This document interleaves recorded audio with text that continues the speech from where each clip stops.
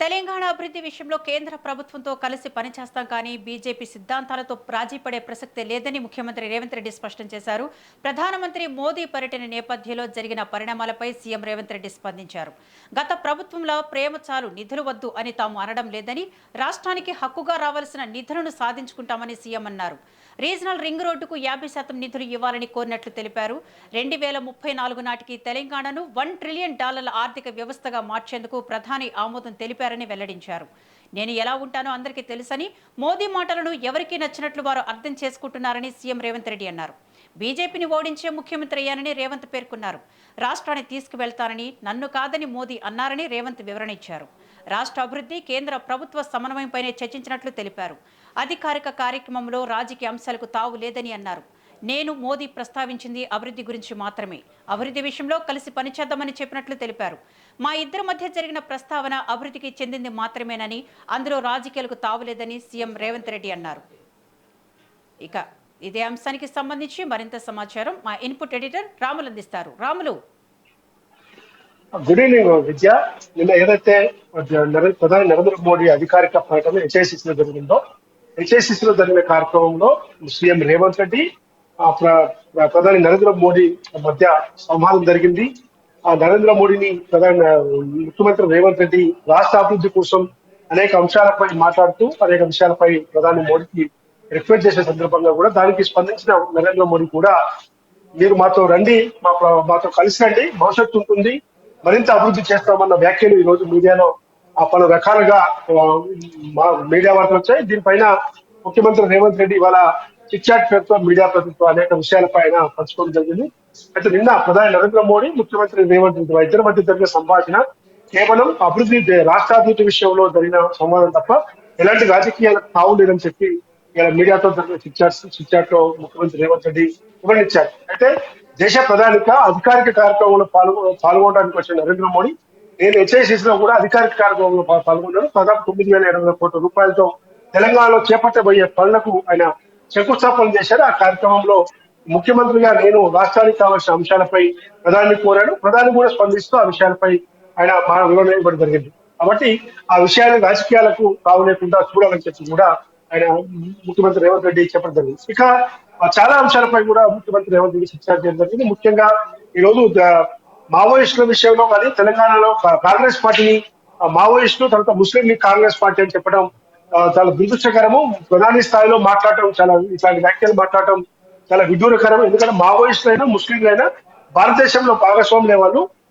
ఇతర మతస్థులు మతస్థులు కూడా భారతదేశంలో నివసిస్తున్న వాళ్ళే. కాబట్టి మావోయిస్టులు కూడా ఏ ఎజెండాతో పోరాడారో, కమ్యూనిస్టులు ఎజెండాతో పోరాడారో ఆ ఎజెండాలోనే ఈ రోజు వాళ్ళకున్న సిద్ధాంత పరంగా విభేదాలు ఉండవు తప్ప ఎవరి సిద్ధాంతం వాళ్ళని మనం ఎవరిని కూడా వ్యతిరేకించలేమని చెప్పారు. కానీ తెలంగాణలో రాష్ట్ర ప్రభుత్వం ఈ రోజు మావోయిస్టుల లొంగుబాటు విషయంలో ప్రత్యేక శ్రద్ధ కనపరిచి వాళ్ళకు సరెండర్ కమ్మని చెప్పి అనేక విషయాలపై దాదాపు 800 మంది పైగా మావోయిస్టులను వాళ్ళు దఫాలుగా సరెండర్ చేపించుకున్నాము.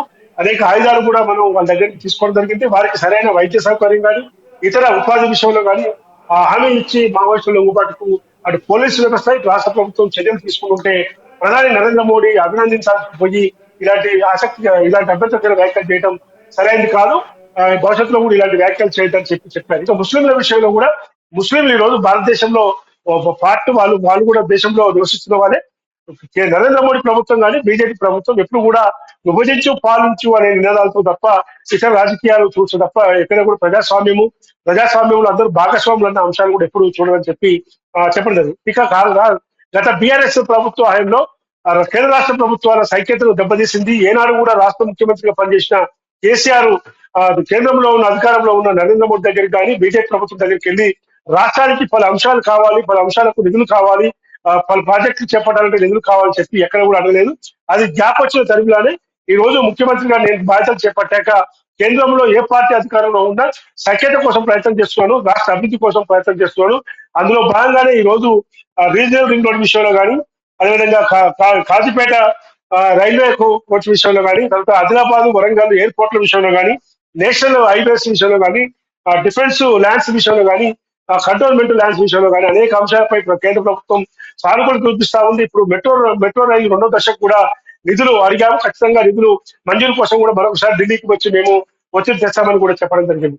ఇంకా ఈ అన్ని అంశాలతో పాటు నరేంద్ర మోడీ చేసిన వ్యాఖ్యలు కొన్ని ఇంకా రాజకీయంగా తన చేతగాంతనాన్ని కూడా బయట పెట్టుకున్నారని చెప్పి కూడా కేంద్ర ప్రభుత్వ నిర్లక్ష్య వైఖరిని కూడా బయట పెట్టారని చెప్పి చెప్పడం జరిగింది. ప్రజలు బంగారం కొనొద్దు, ఆ విమానాలలో ప్రయాణం చేయొద్దు, పబ్లిక్ ట్రాన్స్పోర్ట్ ఉపయోగించండి, వర్క్ ఫ్రం హోమ్ చేయండి, ఇంధన సంక్షోభం ఉందని చెప్పి వ్యాఖ్యలు కేవలం తన విదేశాంగ విధానాన్ని నిర్లక్ష్య వైఖరిని బయట పెట్టేందుకు, ప్రజలపై రుద్దేందుకు ఇవన్నీ చెప్తున్నాడు. గత 6 నెలల క్రితమే రాహుల్ గాంధీ వైపు యుద్ధం జరుగుతున్న తరుణంలో భారతదేశం తీసుకోవాల్సిన చర్యలపై, భారతదేశ ప్రజలకు ఇబ్బందులు రాకుండా తీసుకోవాల్సిన చర్యలపై అఖిలపక్ష సమావేశం ఏర్పాటు చేయండి, అన్ని పార్టీల అభిప్రాయాలు పరిగణలోకి తీసుకోండి అని చెప్పాడు. ఆ విషయాన్ని ఇప్పుడు ప్రధాని నరేంద్ర మోడీ తన చేతగాంతనాన్ని బయటపెట్టి ప్రజలపై రుద్దుతున్నారని కూడా చెప్పడం జరిగింది. ఇక కేంద్ర మంత్రి బండి సంజయ్ కొడుకు భగీరథ్ అంశం విషయంలో కూడా బీఆర్ఎస్ ఆరోపించినట్టుగా రాష్ట్ర ప్రభుత్వం ఎక్కడ కూడా నిర్లక్ష్యం వహించలేదు. 8వ తేదీ రాత్రి గ్రేట్ బషీరాబాద్ పిఎస్ లో బండి సంజయ్ కొడుకు బండి భగీరథ్ పై ఎఫ్ఐఆర్ నమోదైంది.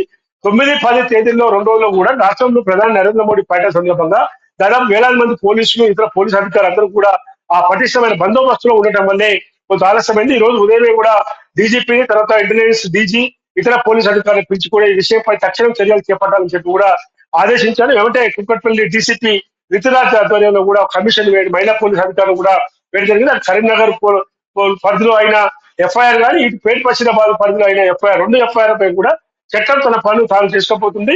చట్టం అందరికి సమానమే. నేను ఎవరి పట్ల కూడా వ్యక్తిగత రాజకీయ కక్షలకు పోను. అది కేసీఆర్ అయినా, కేటీఆర్ అయినా, హరీష్ రావు అయినా, బండి సంజయ్ అయినా, ప్రధాని నరేంద్ర మోడీ అయినా సరే చట్ట ప్రకారం ఎవరు చర్యలు తీసుకోవాలో ఆ చర్యలు తీసుకోవాలని చెప్పి కూడా ఆ దిశగా నేను ఉంటాను. నేను వ్యక్తిగతంగా రాజకీయ కక్షలకు తాగు లేదు అని చెప్పి కూడా ఆయన చెప్పడం జరిగింది.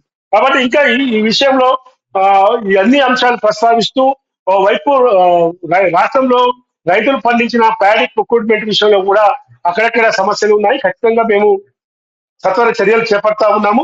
ఎప్పుడు పండించని పంటని ఈ రోజు రైతులు పండించారు కాబట్టి కొంత సాంకేతికంగా సమస్యలు వస్తున్నాయి. భవిష్యత్తులో ఇలాంటి సమస్యలు తలెత్తకుండా తీసుకుంటాము.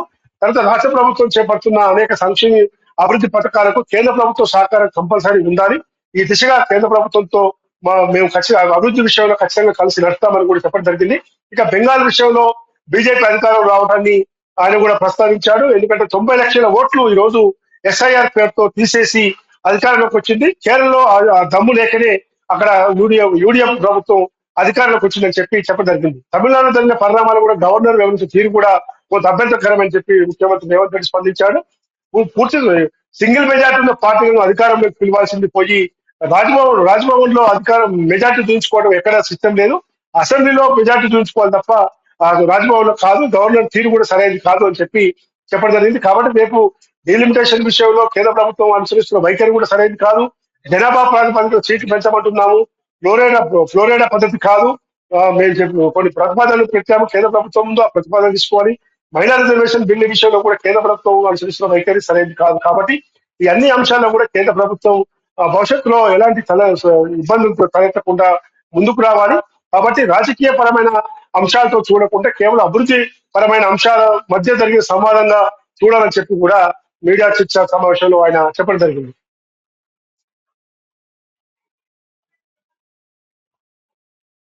కేసు ఆ పాప మీద ఫైల్ అయ్యింది, మరోవైపు ఫోక్సో కేసు ఫైల్ అయ్యింది. ఈ కేసులు చూస్తే కొంచెం అనుమానం అయితే వ్యక్తమవుతుంది. అంటే బండి సంజయ్ని టార్గెట్ చేశారనుకోవచ్చా ప్రధాని సభకు ముందు రోజు?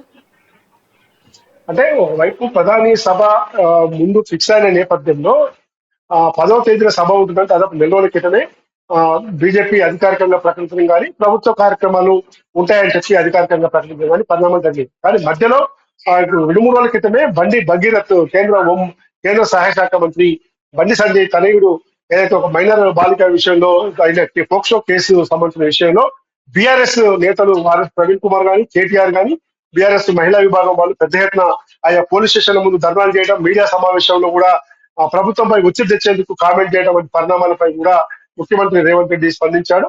ఎట్టి పరిస్థితుల్లో కూడా అటు కరీంనగర్ లో పోలీస్ కమిషనరేట్ పరిధిలో అయిన ఎఫ్ఐఆర్ గాని, ఇటు కూకట్పల్లి సైబరాబాద్ పోలీస్ కమిషనరేట్ పరిధిలో పేట బషీరాబాద్ పిఎస్ లో అయిన ఎఫ్ఐఆర్ లను ఖచ్చితంగా వెంటనే విచారణ జరిపి ఆ చట్టం తన పని తాను చేసుకునే విధంగా కూడా ఉండాలని చెప్పి ఎట్టి పరిస్థితుల్లో కూడా ప్రభుత్వం సైడ్ నుంచి రాజకీయ అంశాలకు ఎక్కడ కూడా తావు లేకుండా ఆ మైనర్ బాలికకు మహిళకి ఖచ్చితంగా న్యాయం జరిగేలా, సంబంధిత బాధితులపై కఠిన చర్యలు ఉండేలా చర్యలు తీసుకోవాలని కూడా ఆదేశించారని చెప్పలేదు. కానీ రాజకీయ పరంగా చూస్తే మాత్రం కొంత బండి సంజయ్కి ఇది ప్రధాని మోడీ సభకు ముందు ఇలాంటి చర్చ రావటం, ఆయన సభలో కూడా భావోద్వేగంతో ప్రసంగించి నేను ఎలాంటి తప్పు చేయలేదు, పార్టీ తలవంపుకు చేసుకునే పనులు నేను చెయ్యలేదు కూడా నన్ను అని చెప్పి కొన్ని రాజకీయ పరమైన కారణాలతో నన్ను వేధిస్తున్నారని చెప్పి కూడా ఆయన సికింద్రాబాద్ పరేడ్ గ్రౌండ్ లో బండి సంజయ్ చేసిన వ్యాఖ్యలు కూడా కొంత బీజేపీలో కూడా కొంత ఇబ్బందికరమైన అంశానికి దారితీసింది.